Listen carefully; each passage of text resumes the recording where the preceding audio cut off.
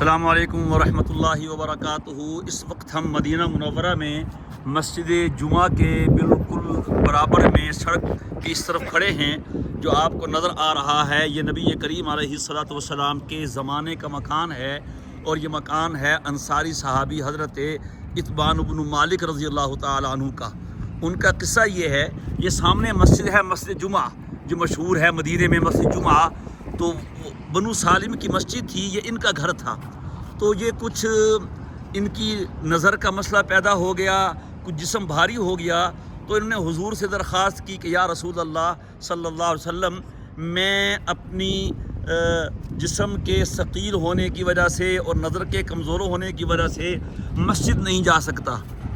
دیکھیں قریب میں ہی ہے، قربان جائیں حضور کے، آپ نے مجبور نہیں کیا کہ کسی کو لے کر جاؤ، تو آپ نے فرمایا ٹھیک ہے تم اپنے گھر میں نماز پڑھ لیا کرو۔ تو انہوں نے نبی کریم علیہ الصلوۃ والسلام سے کہا آپ تشریف لائیں، آپ یہاں تشریف لائیں اسی جگہ پہ جو آپ دیکھ رہے ہیں۔